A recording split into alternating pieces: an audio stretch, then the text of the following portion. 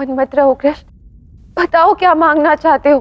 मैं चाहता हूं कि अपने मृत्यु दूत के नेत्रों में देखकर मैं उससे भेंट करूं, और जब मैं उससे भेंट करूं तब तुम मेरे साथ खड़ी रहो।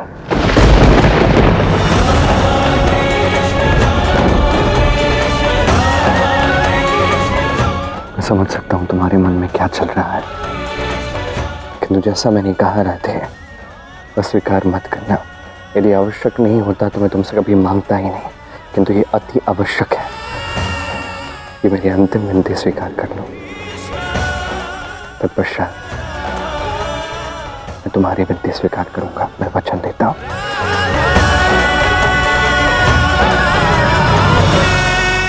कृष्ण, मेरी हर कठिनाई में तुम्हारा प्रेम मेरा सारथी रहा है।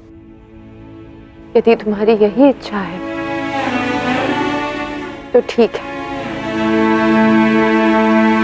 जब भी तुम अपने मृत्यु दूत से मिलोगे मैं तुम्हारे साथ ही खड़ी रहूंगी।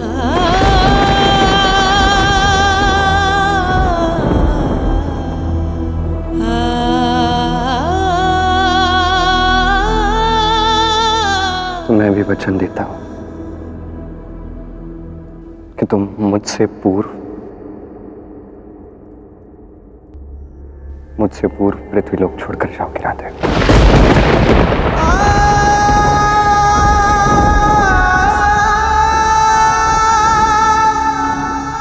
परंतु कृष्ण, कौन है वो मनुष्य जिससे हमें भेंट करना है, जो तुम्हारी मृत्यु?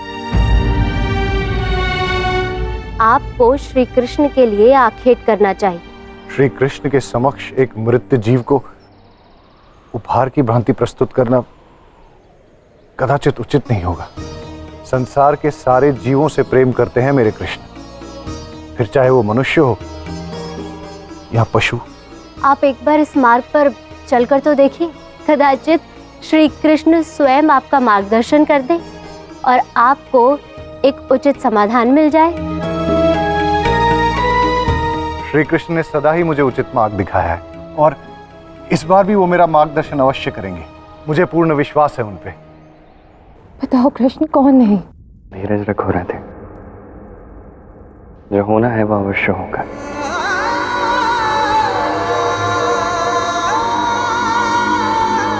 उस व्यक्ति ने तो अभी बस अपने कर्म के पथ पर आगे बढ़ना आरंभ किया है।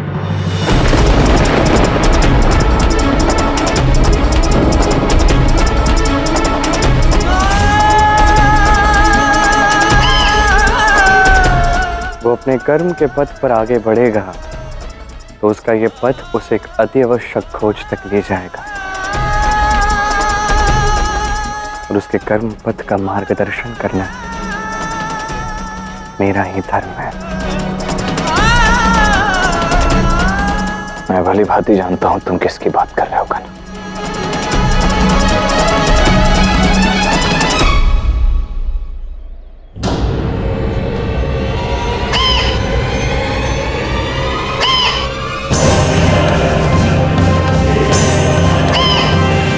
श्री कृष्ण को मेरा ये उपहार अवश्य भाएगा।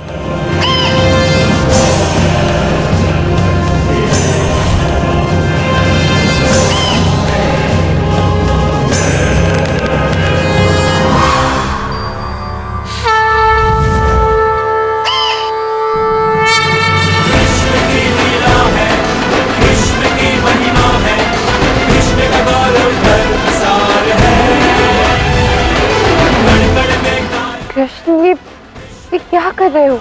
वो मेरे लिए एक मृग का आखेट करने जा रहा था, और मैं नहीं चाहता कि वो मृग का आखेट करे। कृष्ण की महिमा है, कृष्ण का गौरव धर्मसार है। गण में गाया है, कृष्ण की माया है, जन उद्धार का ये अवतार है। कृष्ण की लीला है, कृष्ण की महिमा है, कृष्ण का गौरव धर्मसार है। गण में गाया है, कृष्ण की माया है, जन उद्धार का ये अवतार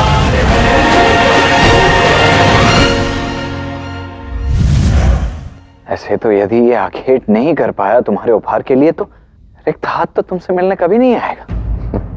नहीं, वो आखेट करेगा। मुझे उपहार देने हेतु वो ये सब करेगा। अभी उसे अपने कर्म के पथ पर बस आगे बढ़ने दीजिए।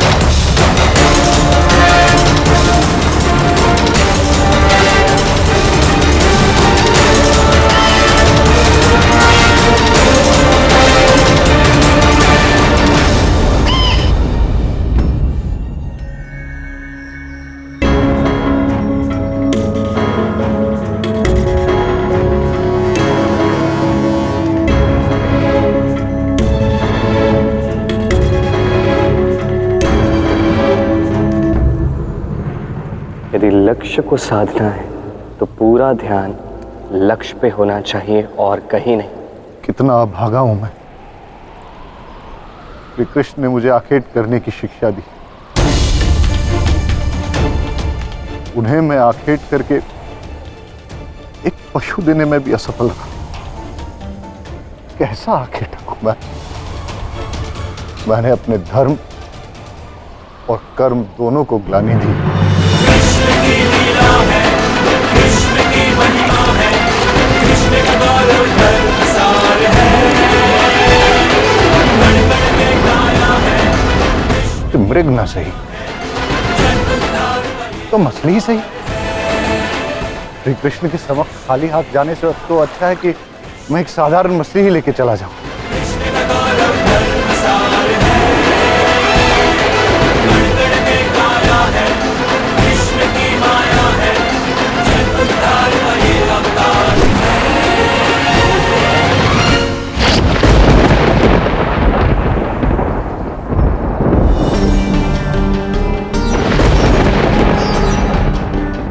ये क्या करना? एक जीव को बचाकर दूसरे का वध करने दिया तुमने। उस मछली का क्या दोष था? उसका आखेट क्यों करने दिया तुमने? स्मरण है एक समय पर मैं मत्स्य था। महामत्स्य स्वरूपाय महायोग और ये मछली जिसका वध हुआ है शक्ति प्रयुक्ताय विष्णवे मेरा ही अंश था।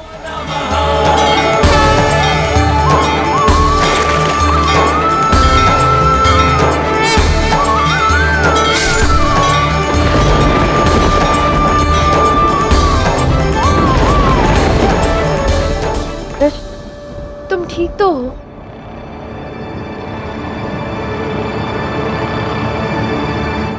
मैं बिल्कुल ठीक हूँ। चलो अब मुझे लगता है जाने का समय आ गया है। सभी द्वारकावासी और मकर संक्रांति की पूजा के लिए सभी अतिथि जो आए हैं उनसे भेंट करने का अब समय आ गया है। हम सभी चलते हैं। परंतु उस मनुष्य का क्या जो तुमसे भेंट करने वाला है? विधि के विधान में जो होना होगा वो होकर रहेगा राधे। नियति स्वयं अपना मार्ग प्रशस्त करती है और नियति के अनुसार उचित समय आने पर वो भी वहां पहुंच जाएगा।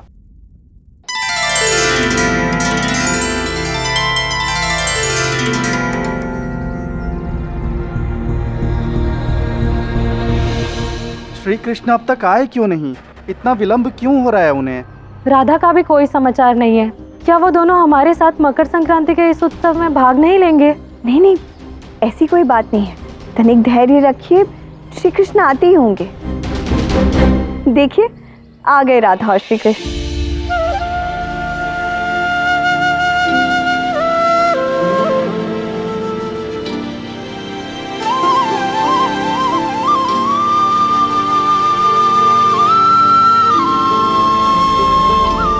विलंब के लिए मैं आप सभी से क्षमा चाहता हूँ। मैं जानता हूँ कि मुझसे भेंट करने के लिए आप सब कितने आतुर हैं और मैं आप में से किसी का भी हृदय निराश नहीं होने दूंगा। आप में से हर एक व्यक्ति से मैं भेंट करूंगा। सभी एक एक करके आइए, मैं आप सभी से मिलता हूँ।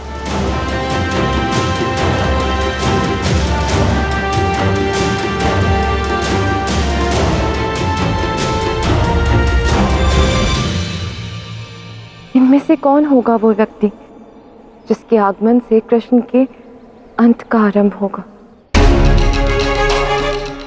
अब इसका क्या अभिप्राय है? अच्छी भली मछली है, इसे श्री कृष्ण को उपहार स्वरूप देने में क्या कठिनाई है? पहले मुझे भी यही लगा कि ये कोई साधारण मछली है, परंतु जब मैंने इसे ध्यान से देखा तो इसके भीतर से मुझे एक विचित्र धातु का टुकड़ा मिला। तनिक देखो तो इसे।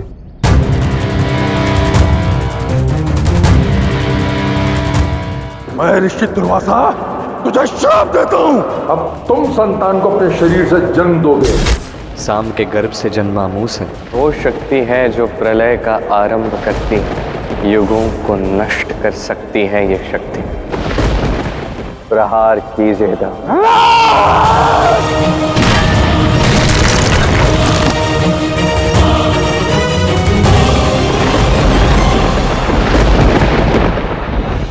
अब इस धातु के कारण ये मछली दूषित हो चुकी है, इसलिए अब श्री कृष्ण को भेंट करने के योग्य नहीं। तो अब आप क्या करेंगे? पहले मैं उस मृग का आखेट भी नहीं कर पाया, उसके बाद ये मछली भी दूषित निकली। कदाचित श्री कृष्ण चाहते हैं कि मैं उनके सामने किसी मृत जीव को ना प्रस्तुत करूं, इसलिए अब मुझे उनके लिए कोई और ही उपहार लेके। देखो तो धातु बड़ा ही मूल्यवान लग रहा है, क्यों ना इसी से मैं कोई उपहार बनाकर श्री कृष्ण को प्रस्तुत करूं। केवल आखेट करना ही मेरा धर्म और कर्म नहीं हो सकता, यह मेरा सौभाग्य होगा यदि श्री कृष्ण के लिए अपने हाथों से कुछ बना सकूं, और यही मेरा कर्म भी होगा।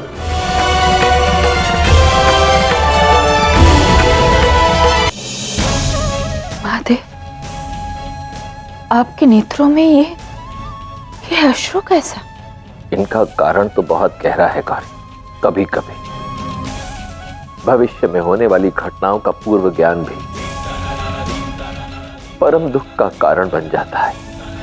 जैसे कि मुझे पता है कि जरा को उस मछली से जो धातु प्राप्त हुई है उसकी नियति क्या है।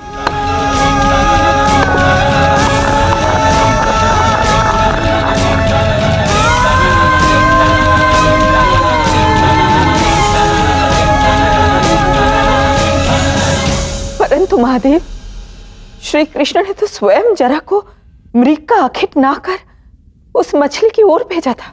तुम उचित कह रही हो गौरी। इस संपूर्ण अध्याय के रचयिता मेरे आराध्य ही तो है। उन्होंने देवी राधा के हृदय की पीड़ा अपने ऊपर लेकर उन्हें ये वचन दिया है कि देवी राधा स्वयं आराध्य से पहले अपनी देह त्यागेंगी। इतना ही नहीं, उन्होंने तो स्वयं अपनी मृत्यु की व्यवस्था भी कर ली है।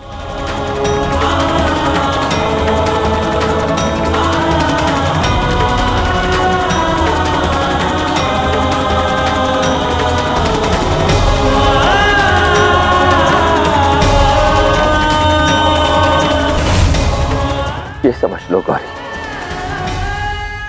कि इस समय जो भी गतिविधियां हो रही हैं उनका संबंध भूतकाल में हो चुकी घटनाओं से है। मेरे आराध्य तो केवल विधि के विधान का मार्ग प्रशस्त कर रहे हैं। कैसा मार्ग महादेव? आराध्य की मृत्यु का मार्ग।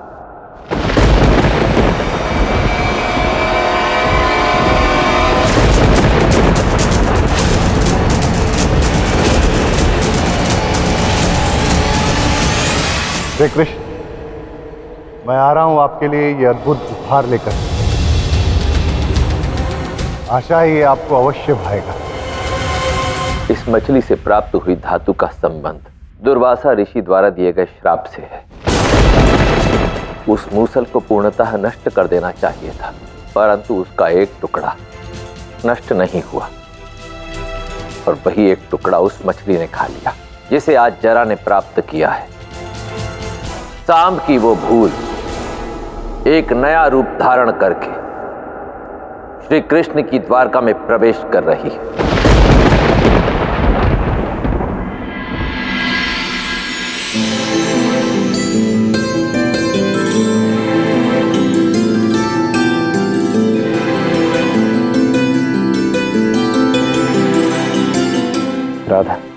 मेरे विचार से अब हमें महल लौट चलना चाहिए। सवेरे से सब यहीं हैं। देखो कितने थक गए हैं सबके सब। आप सभी को लेकर महल लौट जाइए दाऊ। मैं यहीं प्रतीक्षा करूंगी। कृष्ण के मृत्यु दूत से भेंट किए बिना मैं कहीं नहीं जाऊंगी।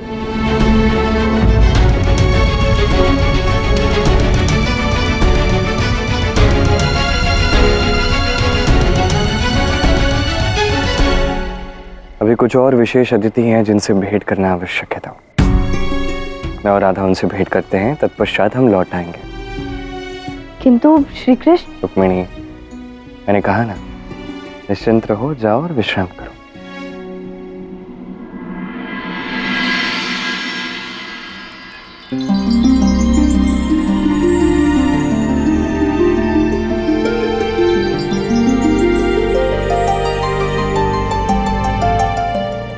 कृष्ण, इतना समय हो गया, वो व्यक्ति अभी तक नहीं आया। नियति रहा था,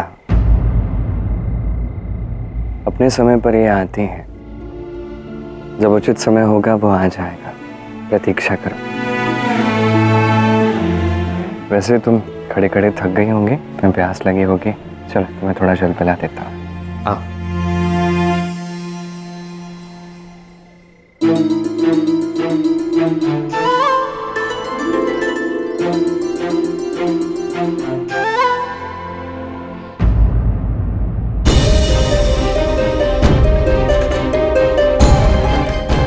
प्रतीत होता है मैंने यहाँ आने में बहुत विलंब कर दिया। यहाँ तो कोई भी नहीं। लगता है सब कृष्ण से भेंट करके लौट गए।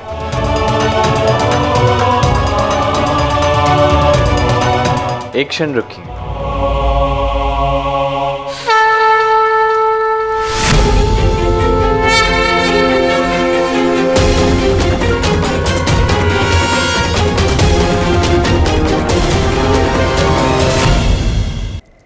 प्रणाम।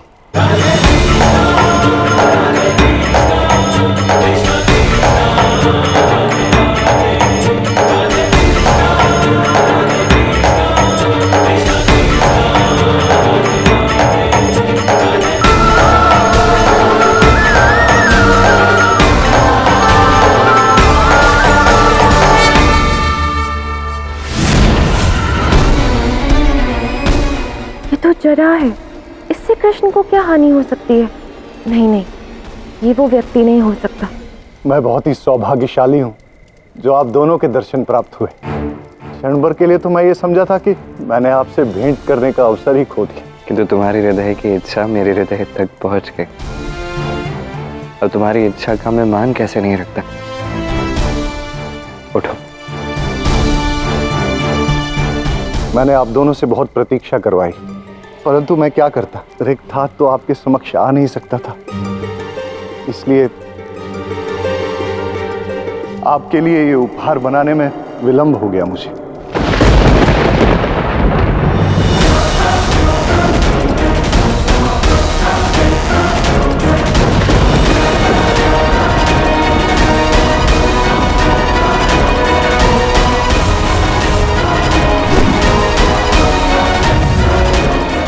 राधा!